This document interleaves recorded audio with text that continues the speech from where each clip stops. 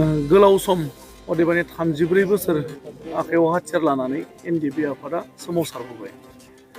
बेनिनो थांनाय 2020 मायथाइनि 27 जानुवारियाव बिटिआर गोजोन गोरोबथा जालांबाय।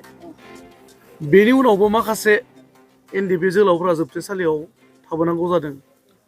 दा बेबायदिनो दिनै बुहुम बसुमतारी होननानै जायखौ आफादाव मिथियो, जाय अजय बसुमतारी फासिनि अर्डार मोननायनि उनावबो उदां जानानै दिनै न'आव सफैनो हाबाय।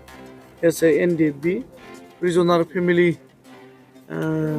कमिटिनिफ्राय नोंथांमोना दिनै नैबे बुब्लियाव बिथांनि सिथ्लायाव दंफैयो, मा फोरमायगोन?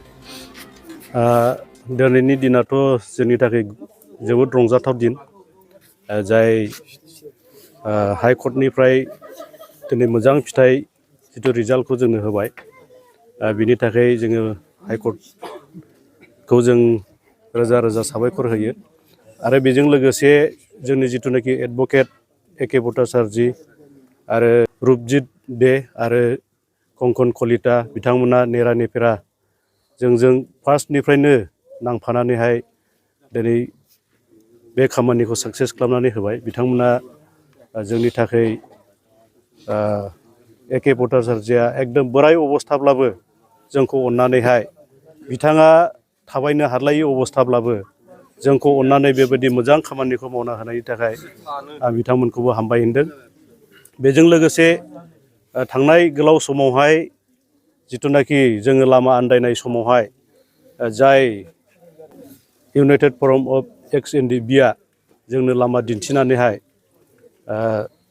सार बिस्वजित दैमारि आरो बिथांनि थ्रुयैनो हिमन्त बिश्व शर्मा सारनिसिम, बेनि थ्रुयैनो आरोबाव देबजित सयखियानिसिम जेनेरेल एडभकेट बिथांमोननि अननायजों जिथुनाखि एनआइए केसमोन, बे एनआइए केसखौ बिथांमोना स्टेट गभर्नमेन्टआव लाबोदों।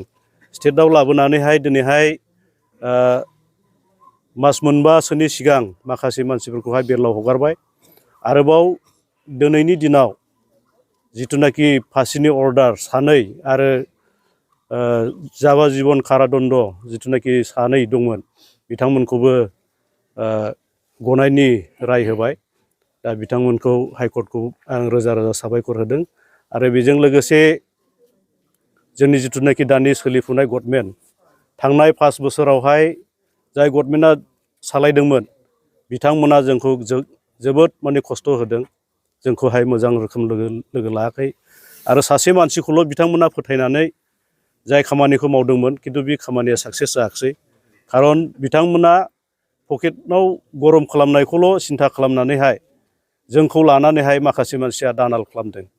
खिन्थु दानि जिथुनाखि सोलिफुनाय गभर्नमेन्ट, जोंनि हाग्रामा सार महिलारि बिथांखौ लोगो लानाय लोगो लोगो बिथाङा जोंखौहाय बुंदों जि माने नोंसिनि केसखौ जोंनो फोजोबगोन, आंनो फोजोबगोन, आं नङाबा आरो सोर फोजोबनो।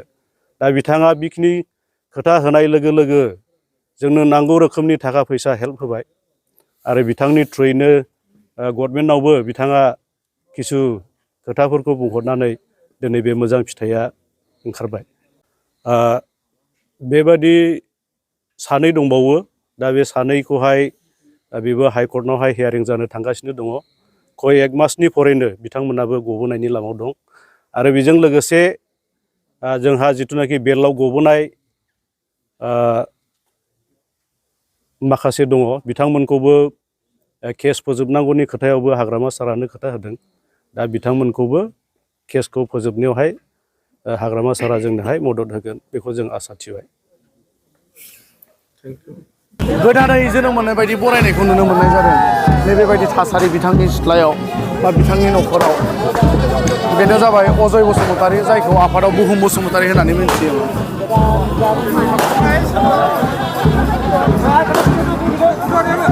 बिथांनि आंगो लोगो हामलायगिरि बिथांमोननि बरायनाय नैबेबायदि थासारि।